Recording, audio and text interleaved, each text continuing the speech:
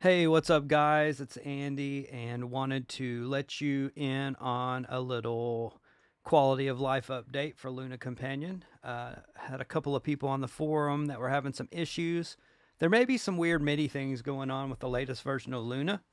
I think that probably UA is doing what they can to get that patched up, but had a couple of people having some issues that really led me to one discovery in setting this thing up for the first time that could cause some problems. And then in the midst of that, I realized that some of the LED metering on the focus track was a little bit wonky. And you have to understand that it's getting these LED values via MIDI.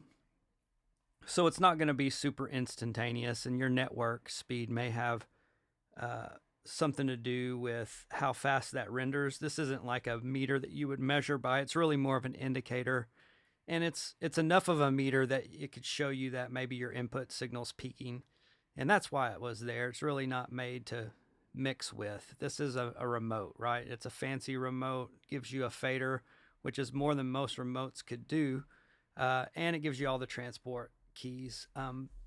But I had a couple of people telling me that they were having issues with um, the track, the focus track showing the names, and I realized something that I did not put in the instructions. So if you go to the GitHub, and I'll put the link in the description as well, there's an update, but there's a setting when you're setting this up in Luna, and I'm going to show you that now. If you go to Luna and you go to your settings, when you're setting up controllers, some of you might have already had this, but okay, this one, the focus window, we talked about that in an earlier video, but if it's set to main window, I'll show you. And you're clicking around in tracks down here. This is not the main window, so you notice that the track name's not changing here. But if I come up to here, and now it's going to change, right? Because that we're telling Luna use this main window. This is a secondary view, and so for whatever reason, it doesn't receive the MIDI information. So that'll drive you crazy if you like to work on the mixer and in the waveform viewer. So go to your settings, set that to focused window, and that means whatever window that you are currently mixing in or working in, it will follow, and I'll show you that here. So yeah, I'm going to click on Vocal Harmony 2, and there, synth bass, and you see it's updating over here in the, and then if I come up to the top and hit, let's go to Vox, and there, and it's following both windows now. So that's one setting, but here's the setting that will get you if you have larger track counts. I only ever tested this with like 8 tracks. I never tried it in a big project because really I started getting frustrated about having to walk across the room, and then started developing this thing, but never really put it through its paces on anything other than that test, the test session that I had, and it only had 8 tracks. Well, I didn't realize that was going to be an issue. So a couple of people are probably working with this in larger track counts. So here's a pretty big session that I've got here. But we're going to go to settings. We're going to go to bank to selected track. So we want that on. If that's not on, then once you go past 8 tracks, this can't bank.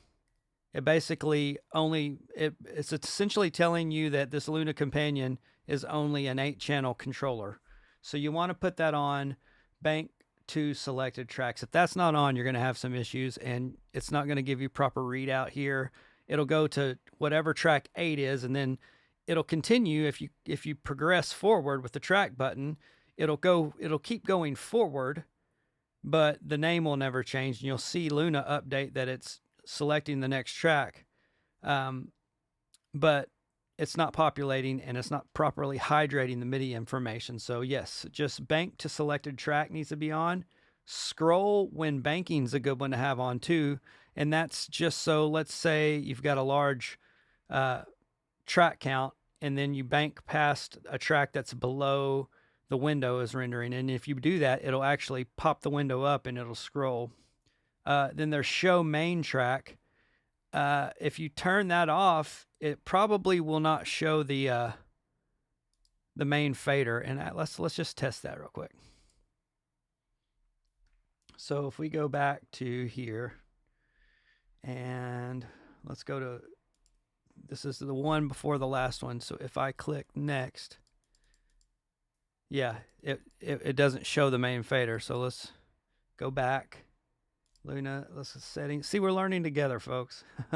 So if you want it to show the main fader, that you probably do if you want to like control the overall volume, right? So if we go back here now, and we click on, let's see, that track, and we'll go to the main, and there's our main fader. And as you can see, I'm gonna keep clicking up here, and it's updating.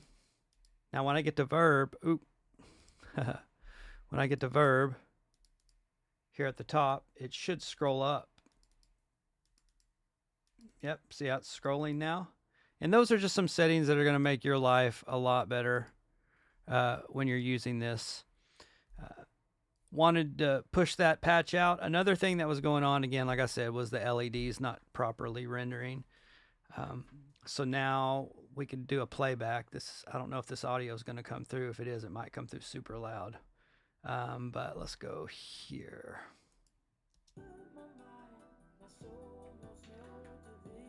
So I'm on the synth, or the lead vocal. Vox verb.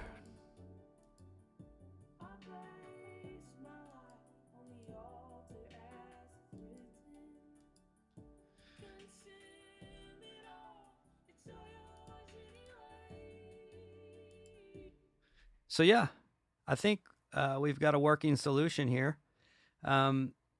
There was some issues too with bus spillover and like the fader or the LED meter. If you were on an instrument that was part of a bus and there was nothing on that track, if there was something going through the bus, the fader would still show signal. I believe that's all patched up and working now. So yeah, just again, if you want to go to your the GitHub or the link in the description, you'll be able to scroll down here and you can just download the DMG. I'm actually going to remove that zip. I don't know why it's there, but download the DMG and reinstall it. You can just drag the other version to the trash. One thing that I might do if I were you and you're reinstalling it, I don't know that you have to do this, but if you go up to after you've thrown Luna Companion in the trash from your applications, if you go to your system settings and you go to privacy and security, if you go to accessibility, you can highlight over Luna Companion and you can click minus, and that'll throw the preferences out for the security. And then whenever you hit one of these buttons here that's actual keystroke, it'll probably ask you to reauthorize that. I don't know that you have to do that. I didn't have any issue with it, but you may or may not. Your mileage will vary. Anyway, that's all I've got for you today. I'm so grateful that you guys are enjoying this little companion app. And, you know, I don't develop full time, but I've got a couple of real cool ideas I think I'm cooking on. And as time and finances are where they need to be, I'm going to throw some other ideas out there. So anyway, enjoy this release. And again, you can let me know if you have any issues. You can report issues here on the GitHub, on the UA forums, another good place, and drop a comment in YouTube. If you like this and you like what I'm building, man, thumbs up this video. I'm not a YouTube content creator, but it will give people visibility on this app, and then other people will enjoy it like you're enjoying it. Anyway, thank you guys so much. Have a great rest of your weekend.